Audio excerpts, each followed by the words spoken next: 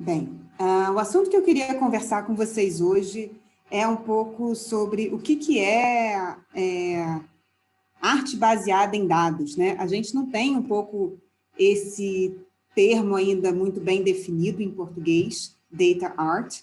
A gente não fala arte de dados ou arte baseada em dados, ou eu acho que visualização de dados também não é a melhor solução, porque, enfim, vamos conversar um pouco sobre isso hoje. E aí eu trouxe vários exemplos, tanto das minhas práticas pessoais enquanto artista e programadora, quanto de obras de exposições das quais eu fiz parte da curadoria, para a gente trazer mais alguns questionamentos no sentido de talvez não esclarecer tanto o que é arte baseada em dados, mas tentar tangibilizar um pouco a versatilidade e potência de se criar arte com dados. Então, como é que eu entrei nisso? Eu fiz entre 2011 e 2013, eu fiz um mestrado em artes visuais na Belas Artes da UFRJ, e lá no princípio eu sou formada em design, mas queria trabalhar com arte, fui fazer esse mestrado que era teórico-prático, eu não programava, e lá, então, esse mestrado que era em artes visuais foi também junto com o Instituto de Matemática Pura e Aplicada, e, como muitos designers, eu comecei a programar usando Processing, da qual eu uso muito até hoje. Inclusive, hoje eu sou professora, né? Naquele momento, a minha pesquisa ela ainda era muito baseada em corpo e tecnologia, e eu fiz uma série de instalações e performances usando o Kinect, aquela câmera, né, do Xbox, aquela câmera que dá justamente, tem um algoritmo de visão computacional que identifica alguns pontos do corpo, né? Então, essa é uma das instalações que eu fiz, que chama Entre, em que se dividia o corpo entre metade dados, metade imagem, e conforme você mudava a sua orientação, a inclinação do seu corpo, ele alternava entre os dois lados, de forma que o seu rosto nunca aparecesse, você estava sendo provocado a se identificar com os seus dados, né? Naquele momento, eu ainda pensava assim, esse trabalho é uma visualização de dados e tal. Não sei, eu sou muitas vezes avessa a muitas, assim, conceitos formais das coisas, né? Eu acho que tudo é uma provocação, eu acho que o mais importante é a gente ter um processo de reflexão crítica sobre as coisas. E até recentemente eu estava falando com a Doris Kosminski, que foi minha orientadora tanto de mestrado quanto de doutorado, que é uma nossa grande referência em visualização de dados no Brasil, e continua não considerando esse trabalho um trabalho de visualização de dados. E eu fiquei pensando, né, assim, por que será que esse trabalho não é, porque ele é de visão computacional, ele não está baseado em um banco de dados, né, em alguma informação, uma planilha, né, os dados que eu estou representando ali são dados de processamento de imagem, mas, enfim, então a primeira pergunta que eu fiquei me fazendo com relação a isso era se a arte baseada em dados poderia também ser dados que não são necessariamente de informação, né? Ou seja, dados, por exemplo, derivados de algoritmos de processamento, ou de imagem, ou de qualquer outras coisas. Então, essa era uma primeira provocação. O segundo trabalho, um outro trabalho que eu já fiz agora, esse já foi durante o doutorado, e o meu doutorado já era sobre instinto de sobrevivência e vitalidade, funções vitais, já tinha outra pegada, era uma pegada bem menos tecnológica, bem mais existencial, vamos dizer assim, não vou entrar aqui em detalhes do que era a minha tese de doutorado, mas esse era pré-amar. Esse talvez já pudesse ser considerado uma visualização nesse sentido de usar uma informação, porque na época minha mãe estava fazendo diversos exames para diagnosticar que ela estava hipertensa, e um desses exames era aquele que a gente fica com um aparelho de pressão no braço e ele mede a cada 15 minutos, sei lá, a sua pressão, e no final você tem aquela sua curva, né? Então, ela chegou em casa com o resultado e eu vi, oba, dados! Vamos brincar com esses dados. E eu fiz essa instalação, então me inspirou, chama Pré-Amar, em que, na verdade, eu estava falando sobre as emoções e sobre esse vínculo entre mãe e filha, essa relação entre a química do corpo e, né, assim, uma leitura científica e, ao mesmo tempo, emocional do corpo, chamava Pré-Amar. Minha mãe é bióloga marinha, e Pré-Amar significa maré alta, que também estava relacionado com hipertensão, no caso, né? E esse vídeo, eu não vou rodar o vídeo aqui agora, porque eu estou com um pouco de medo aqui da instabilidade do sistema, mas era uma maré mesmo de sangue que ficava variando de acordo com o sístole e diástole dela, né? Os dados numéricos, em que também os dados também influenciavam a reverberação da frase amar é a maré, ou a maré, amar é. E aí ficava, então, nessa questionamento dessa relação. E, por um acaso, no dia que eu expus esse trabalho, apareceu uma mãe com uma criança, então foi perfeito para eu fazer esse registro e tal. E, enfim, então, nesse caso, você tem um trabalho que tem já um dado numérico, mas que ele tem toda uma poética, né? Assim, a intenção do trabalho desse caso de arte de dados não é informar claramente qual era a sístole e diástole da minha mãe, né? Mas em que a temática desse dado e o uso em termos de código dele cria essa poética que está baseada em dados. Então, isso talvez seja uma outra questão aí com relação à arte baseada em dados. E aí, já um terceiro exemplo, depois, já em 2018, já estava defendendo o doutorado, a gente fez uma exposição aqui no Rio, que foi muito interessante, Existência Numérica, no Oi Futuro. E o Pedro Miguel Cruz, que não sei se vocês conhecem, para mim ele é uma grande referência, né?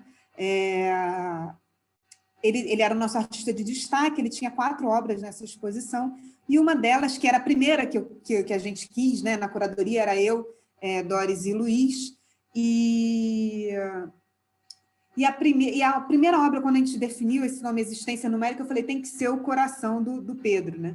Que chama Lisbon Vessels, que, para quem não conhece, é um mapa que reage de acordo com dados de tráfego urbano, né, de carros, representando 24 horas, da cidade de Lisboa, e ele usou essa metáfora para criar. O Pedro é um assim, grande artista, assim, né, assim, ele é formado, ele tem formação de exatas, mas ele cria essas metáforas, né? Então, uma das coisas que... Nem sei se ele se considera artista, ops, ficou aqui um textinho. Mas, assim, não sei nem se ele se considera artista, mas ele tem um artigo que ele fala sobre esse processo de construção visual baseado nas metáforas, né? E aí, para a exposição chamada Existência Numérica, a primeira imagem que eu queria que o visitante entrasse na exposição era ver um coração pulsando, né? Porque eu acho linda essa visão de que a cidade é um organismo vivo, coletivo, né? Pulsante. E achei que tinha tudo a ver com a existência numérica.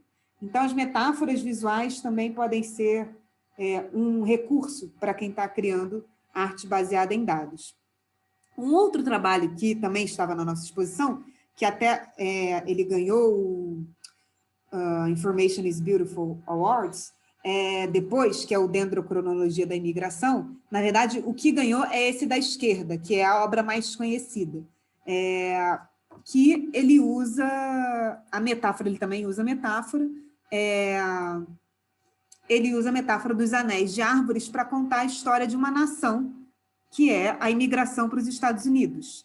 E o que eu acho divino assim, desse trabalho, eu acho fantástico, é que você pode simplesmente olhar para essas imagens e não parar para analisar elas e não extrair nenhuma informação delas, né? Mas ela tem assim, um processo de codificação visual muito claro. Inclusive tem a legenda.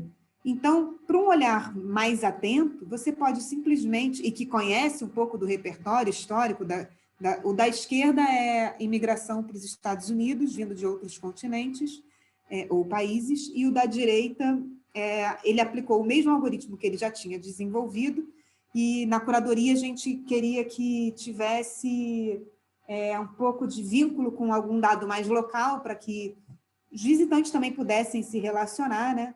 Então, ele aplicou o mesmo algoritmo para o estado do Rio de Janeiro, imigração de outros estados do Brasil para o estado do Rio de Janeiro. Mas, nesse caso, então, como eu vinha falando, existe o emprego de uma metáfora, existe um uso, um desenvolvimento visual muito da beleza, né? Mas a legenda está ali clara, e se você parar para ver, e se você tiver repertório, né, para poder interpretar, você consegue simplesmente ver que aqui no princípio, por exemplo, desse dos Estados Unidos, a maioria das pessoas vieram da Europa. E aqui, quando começa, por exemplo, ficar aqui branquinho, é o pós-guerra. Então, na Europa quase não vem mais, começa a vir muita gente da Ásia e da América Latina. Então, você consegue interpretar. E isso, eu acho que é uma questão também que é muito debatida, né? O quanto que a arte baseada em dados precisa estar comprometida com essa legibilidade da informação, se ela está realmente realizando se ela está assim preocupada com a literacia visual, né? Com a compreensão daqueles dados ou não. Então, esse é o outro pilar aí, outro parâmetro para a gente pensar a arte baseada em dados. Um outro trabalho que também estava na existência numérica é do Luiz Ludwig, que é o discurso do artista. Ele fazia uma raspagem de dados, né? Scrapping, e ele tinha uma série um banco de sites que ele ficava raspando e lendo quais eram as principais palavras que os artistas e os curadores e críticos usam para descrever obras de arte. Então, ele pegou um site, eu acho que era de um prêmio de arte brasileiro, e vinculou isso nessa impressora matricial, que é uma coisa super low-tech, antiga e etc., que ficava imprimindo as palavras e essas palavras iam para as paredes. Então, eu acho isso bem interessante para a gente discutir arte baseada em dados, porque quando a gente, por exemplo, eu estou ensinando visualização de dados, né, para os meus alunos, a primeira coisa que a gente fala é qual é o processo de codificação visual. Vai mapear, né? O Manovich tem essa coisa do mapping, mapeamento, né, dos dados. Então, vai mapear altura, vai mapear largura, vai mapear cor, enfim. Qual é o processo de codificação visual? E esse trabalho do Luiz não tem nenhum processo de codificação visual, mas ele é um trabalho de arte baseado em dados. Então, de novo, retoma um pouco lá daquela pergunta. Não, arte baseada em dados não necessariamente é visualização de dados, né? Um outro trabalho, também da existência numérica, é da Alice Bodansky, eu acabei de ver que está com um erro aqui, está Bodansky, e que é o apagar das luzes, que ela pegou dados de orçamento de investimento em ciência e tecnologia no Brasil, de 2000 a 2018, e a Alice tem esse trabalho de materialidade, assim, né, com computação física, com fabricação digital, né? Então, na verdade, esse processo de mapeamento que a gente vinha conversando aqui a partir da obra do Luiz, ela empregou para usar criar uma escultura, né? Uma escultura tridimensional, em que, na verdade, o resultado visual era o quanto de luz passava, né, pelas frestas. Essas pilhas de moedas, enfim. Depois eu convido vocês a entrar lá no YouTube da Ambos, tem um videozinho curto de cada artista falando sobre cada uma dessas obras. Mas, então, já é um trabalho aí que a gente está falando sobre fisicalização de dados, né? E em português estão começando a usar esse termo, physical visualization, visualização física, e aí sai um pouco desse lugar da tela, do software, né? Nesse caso é estático, mas a gente sabe também que às vezes a gente tem esculturas dinâmicas também, né? E aí é mais um exemplo de arte baseada em dados. E aí a gente chega... Eu agora vou trazer 2 exemplos de de uma outra exposição que eu fiz parte da curadoria, que era a exposição Data Corpus, que já foi na Casa Firjan, também no Rio de Janeiro, em 2019. Gente, está cheio de erro de digitação na minha apresentação, estou achando horrível. Depois, se eu for disponibilizar o PDF, eu corrijo.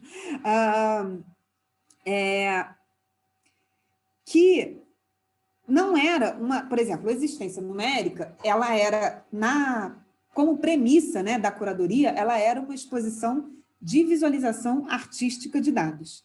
E a Data Corpus não era uma exposição de arte, ele era uma exposição que trazia, que tentava explicar questões de ciências de dados. Na verdade, a curadoria toda estava baseada no ciclo de tomada de decisão de dados. Então, cada uma das obras, elas estavam representando as etapas de perguntar, interpretar, capturar. Agora, eu decidir, enfim, tem umas 5 etapas. Então, não necessariamente os trabalhos que estavam dentro do ambiente expositivo, né, eram trabalhos, que tinham a noção de autoria artística, desde o princípio, e 2, que procuravam estabelecer um ambiente de arte, porque a exposição não precisa ser necessariamente um lugar de arte, né? Então, esse trabalho, que foi, por um acaso, esse específico, não era um trabalho, foi um trabalho inédito que foi criado para esta exposição, a gente convidou o Marlos Araújo, que é um designer de interação brasileiro, a criar. A gente estava na sessão de capturar, né, de coletar dados, e aí, nesse caso, tinha essa interface física que era a bicicleta. E conforme as pessoas andavam na bicicleta,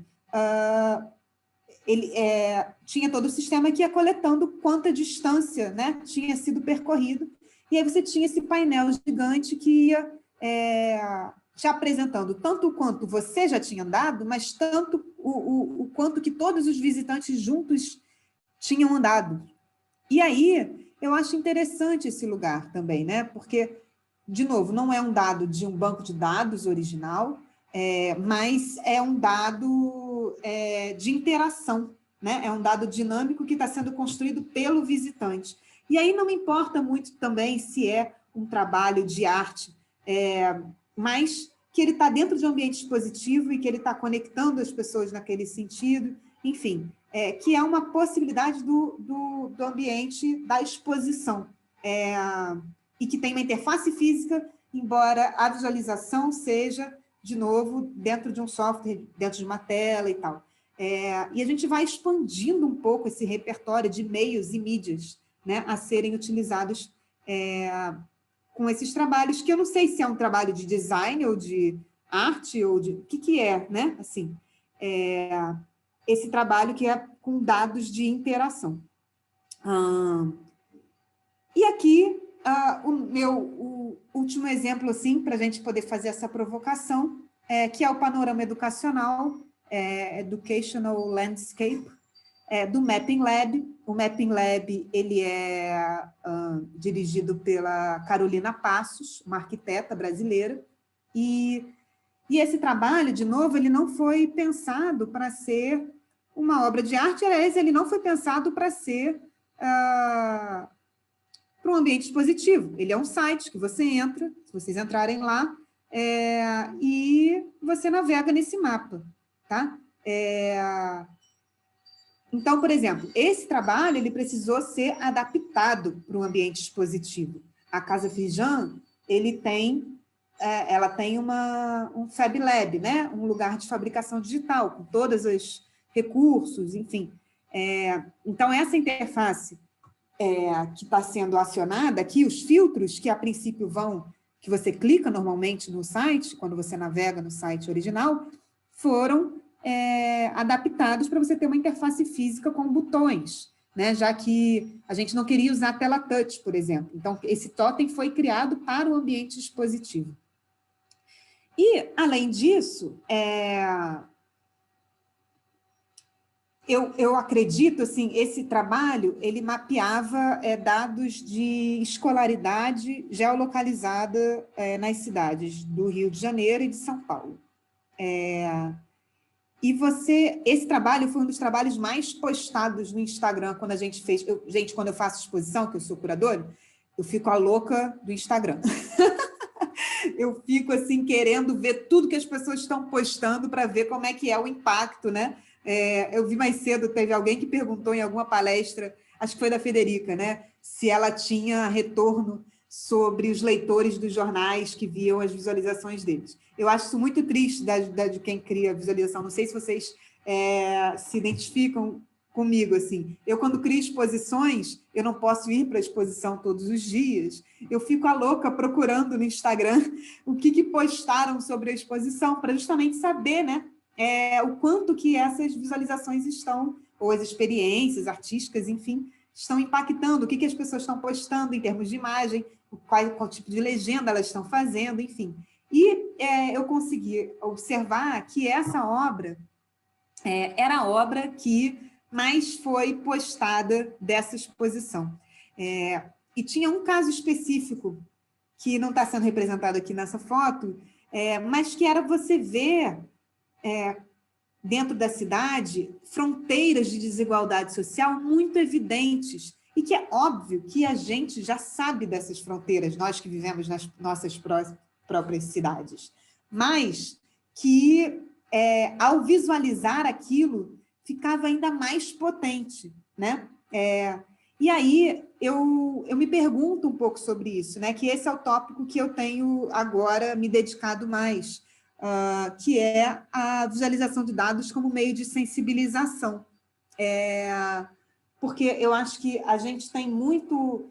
a visualização de dados, ela é muito utilizada nesse lugar de tomada de decisão, né? De te embasar para você ter um olhar mais assertivo, mais claro, enfim.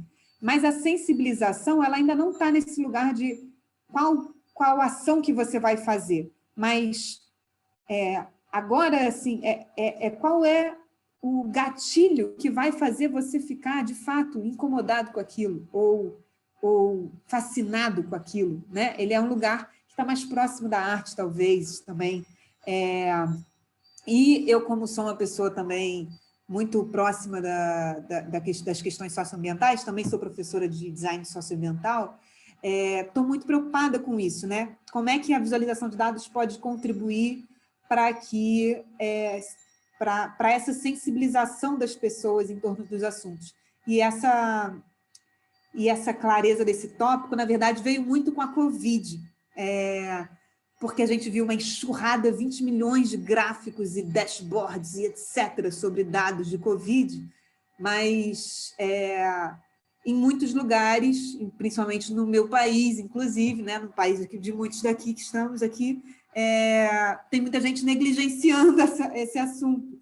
Então, eu ficava querendo muito entender como é que a visualização ia contribuir para essa sensibilização, para essa mobilização pessoal mesmo, né? Em torno de um assunto. E, nesse caso, do panorama educacional, eu acredito que trazer um mapa, que com certeza é muito interessante de ver também dentro do seu site, da sua casa, na internet, navegar e etc. Mas você vê ele nessa escala, num lugar que está vazio e que está te direcionando para toda uma abertura e interesse, uma atenção plena naquele assunto, contribui ainda mais para essa sensibilização, né? E aí é mais uma questão, porque, como eu trabalho muito com exposições, eu fico pensando nisso também, né? Não é que aqui, nesse caso, talvez não seja arte baseada em dados, mas o que é essa visualização de dados dentro do espaço expositivo, né? O que também o design de exposição também contribui para a visualização de dados, um outro tipo de experiência de visualização de dados. E aí, então, essas são um pouco várias questões que me surgem e que eu não tenho uma resposta sobre o que é arte baseada em dados, mas eu sei que está permeada de vários pontos que tocam essas perguntas, né? Que é a questão da autoria, que é qual é o meio que você vai utilizar, ou qual é a natureza dos dados, porque não precisa, né, essa questão que a gente falou, dados de interação, ou dados de processamento de imagem, ou até se simplesmente colocar uma visualização dentro de um ambiente expositivo já aproxima ele de uma arte baseada em dados. E essas são as provocações que eu tenho aqui para nosso evento de hoje. Muito obrigada, botei aqui meu avatar, que eu adorei. Vocês podem me encontrar aí nas redes sociais, estou sempre aberta e interessada às discussões, e vamos aí para as perguntas. Boa tarde. Bárbara, muito obrigada. Acho que foi super interessante e várias questões para a gente pensar um pouco agora, acho. Tem uma pergunta que eu acho que é uma pergunta que colabora para as reflexões que você trouxe, adicionando uma outra possibilidade, que é do Martin. Ele perguntou se você acha que você pode comparar data art com photo art. Então, isso tem até alguns artigos, né? Eu acho que tem um, inclusive, da Fernanda Viegas, que fala sobre isso, né? Sobre a fotografia. E eu fico pensando um pouco sobre isso, assim, porque até já tive um artigo também sobre isso, assim, que não era exatamente sobre fotografia, mas que era... tem muita gente que compara, né, a visualização de dados com a fotografia como um estado ali daquele momento, né? Uma captura daquele momento. Mas eu acho também que dentro dessas múltiplas possibilidades de visualização de dados, de arte como dados, existem os dados que são dinâmicos, né? E por isso são efêmeros. Eu até tem um artigo que eu escrevi também que é sobre life log, na verdade, né? Esses dados que pode ser estático também, mas também pode ser efêmero. Tem o meu trabalho de existência numérica, que era a imagem que estava lá no primeiro slide, eu não falei sobre ele, mas ele usava, por exemplo, os dados do meu batimento cardíaco, que ficavam sendo transmitidos para dentro da galeria. Então, nesse caso, eu acho bem interessante também, porque é uma fotografia a cada momento, vamos dizer assim, mas ela é dinâmica, né? Ela não é estática. E eu acho que isso é mais uma possibilidade para arte baseada em dados. Muito bem. E uma última pergunta, Bárbara. Você acha que pela questão de ser uma área ainda não consolidada, né? Uma área em que ainda, como você falou no começo, em que existe essa questão da definição do conceito, do que é, do que engloba, você acha que isso acaba criando, por exemplo, alguns challenges quando você está trabalhando, ou quando você precisa, por exemplo, de financiamento para uma exposição, para alguma coisa relacionada com data art?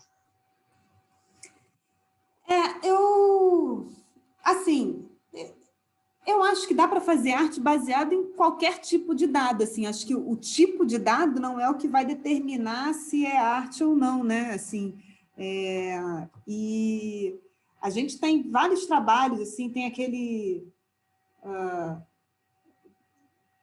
É meio curioso, porque tem alguns dados que são meio experimentais, projetos que são meio híbridos, que eles não estão entrando dentro de alguma fronteira, né? Por exemplo, não sei se vocês conhecem, tem um outro também do Pedro Miguel, que é o mapeamento da relação dos políticos com grandes empresas em Portugal.